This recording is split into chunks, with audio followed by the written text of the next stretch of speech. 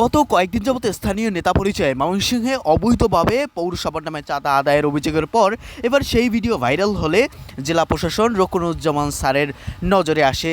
রাতেই তিনি ঘটনাস্থানে সত্যতা যাচাইয়ের জন্য এসে তিনি দুই চাঁদাবাজ এবং পরক্ষণে দেখা যায় আরও একজন তাদেরকে হাতে নাতে ধরতে সক্ষম হয়। পরক্ষণে তিনি দ্রুতই পুলিশ সদস্যদেরকে সে তথ্য কনফার্ম করে তাদের হাতেই তুলে দেয় এই তিন চাঁদাবাজ। পাশে থাকা সাধারণ মানুষ সে ভিডিও ধারণ করলে তা দ্রুতই সামাজিক যোগাযোগ মাধ্যমে ছড়িয়ে পড়ে। এতে প্রশংসায় ভাসছে এই রকুনুজ্জামান রকুন স্যার।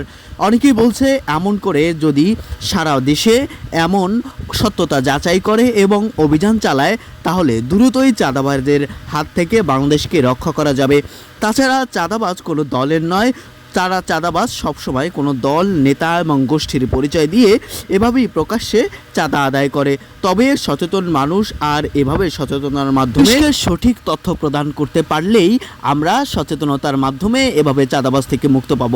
তবে কেউ কেউ বলেন চাঁদাবাজ শুধু ময়মনসিংহে নয়, বাংলাদেশের নানা প্রান্তরে এভাবেই প্রকাশ্যে হরহামেশায় অবৈধ, কখনো টোলের নামে, আবার কখনো পৌরসভার নামে, আবার কখনো স্থানীয় নেতার নামে আদায় করে এই চাঁদাবাজরা চাঁদার টাকা। অনেক সময় আমরা দেখেছি বিভিন্ন মহাসড়কে প্রকাশ্যে গাড়ি থামিয়ে ব্যস্ততম মহাসড়কে দেখা যায় সিএনজি, অটো, রিক্সা, কেউ এই চাঁদার হাত থেকে বাঁচতে পারে না।